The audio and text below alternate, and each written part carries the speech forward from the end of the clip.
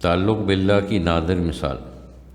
اس کے بعد فرمایا کہ ایک مرتبہ حضرت بابا صاحب رحمۃ اللہ علیہ مراقب تھے۔ کسی نے آ کر اطلاع دی کہ آپ کے صاحبزادے کا انتقال ہو گیا۔ آپ نے آنکھیں کھول دیں اور فرمایا کہ دفن کر دو۔ یہ کہہ کر پھر مراقب ہو گئے۔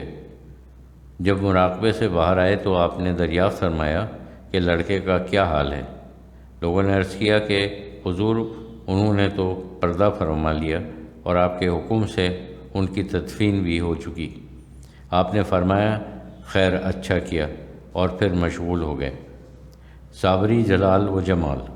اس کے بعد فرمایا کہ اسی قسم کی صورت کلیر میں تھی۔ جب حضرت شیخ عبد القدوس گنگوہی رحمۃ اللہ علیہ وہاں پہنچے تو دیکھا کہ جلال کی تلوار 12 کوس تک چل رہی ہے۔ آپ باہر ہی ٹھہر گئے۔ حکم ہوا آگے آؤ۔ آپ آگے بڑھے۔ پھر حکم ہوا کہ لوگوں کو مزار کا نشان بتا دو اور سب سے کہہ دو کہ آیا کریں۔ چنانچہ اب وہ وہاں جمال ہی جمال ہے۔ جلال جمال میں بدل گیا۔ لاکھوں آدمی اس پر جاتے ہیں اور یہ اندازہ لگانا مشکل ہے کہ آیا اجمیر شریف میں لوگ زیادہ ہوتے ہیں یا کلیر شریف میں۔ بہرحال لاکھوں کی تعداد ہوتی ہے اور ان میں ہر قسم کے لوگ ہوتے ہیں۔ کسی بزرگ نے حضرت صابر صاحب رحمۃ اللہ علیہ سے دریافت کیا کہ حضرت پہلے تو اس قدر جلال تھا کہ 12 کوس کے اندر پرندہ پر نہیں مار سکتا تھا، اور اب یہ حال ہے کہ لاکھوں آدمی آتے ہیں۔ فرمایا پہلے میں ولایت موسوی میں تھا اور اب ولایت محمدی صلی اللہ علیہ وسلم میں ہوں۔ جلال صابری۔ ارشاد فرمایا کہ ایک دفعہ کلیر شریف میں ایک طوائف درگاہ کے اندر گا رہی تھی۔ پہلے طوائفوں کو اندر جانے کی اجازت تھی، لیکن ان کے لیے اب اندر جانا منع ہے۔ فرمایا جب وہ گا رہی تھی تو اس کی یہ حالت تھی کہ گنبد مبارک کی طرف ٹکٹکی باندھی ہوئے تھی اور آنکھوں سے اشک جاری تھے۔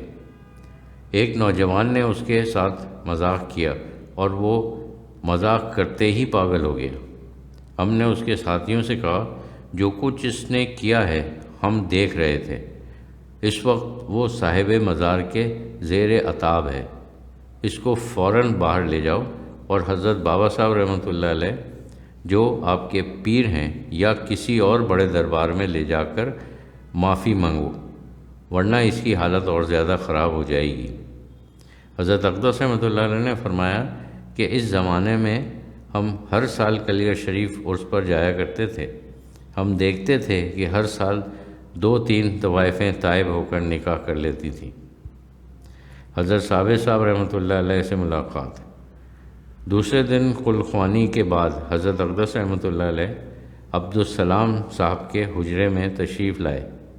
ارشاد فرمایا کہ حضرت خواجہ غریب نواز رحمۃ اللہ علیہ کے اپنے عرس پر کوئی آئے نہ آئے، لیکن ان کے شیخ علیہ رحمہ کے عرس پر جو شخص آتا ہے اس سے بہت خوش ہوتے ہیں اور بہت انعام عطا فرماتے ہیں۔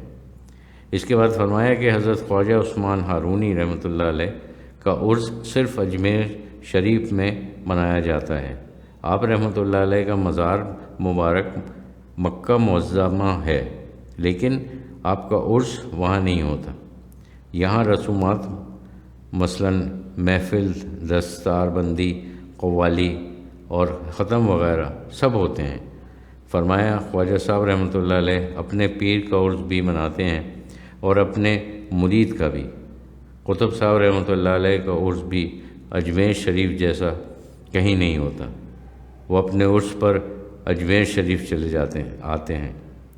اس کے بعد فرمایا کہ ایک عرب کو حضرت صابر صاحب رحمۃ اللہ علیہ سے نسبت ہو گئی اور وہ آپ کے مزار مبارک پر حاضر ہونے کا بہت شوق رکھتے تھے۔ چنانچہ وہ ہندوستان آئے اور ایک بزرگ کی خدمت میں حاضر ہوئے اور کلیر شریف کی حاضری کا ارادہ ظاہر کیا۔ انہوں نے فرمایا اس وقت مت جاؤ، عرس کا موقع ہے، حضرت کو فرصت کم ہوگی، عرس کے بعد جانا۔ لیکن وہ نہ مانے۔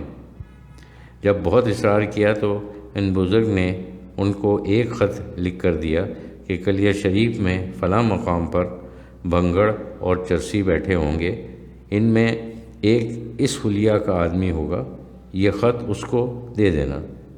اور کسی مصلحت سے وہ لفافہ بند نہ کیا، مگر عرب صاحب نے اخلاقاً خط نہ پڑھا اور کلیہ شریف جا کر بھنگڑوں کے گروہ میں اس حلیہ کے آدمی کو دیکھا اور وہ خط اس کو دے دیا۔ خط لے کر انہوں نے پڑھا اور جواب دے دیا۔ جب عرس سے فارغ ہو کر عرب صاحب واپس آئے تو ان بزرگ نے دریافت فرمایا، حضرت صابر صاحب رحمۃ اللہ علیہ کی زیارت ہوئی؟ کہا نہیں۔ فرمایا جن کو خط دیا وہ کون تھے؟ کہا اچھا وہی تھے۔ وہ خط ان بزرگ نے اسی لیے بند نہ کیا تھا کہ عرب صاحب پڑھ کر سمجھ جائیں گے، لیکن انہوں نے ادباً خط کو نہ پڑھا۔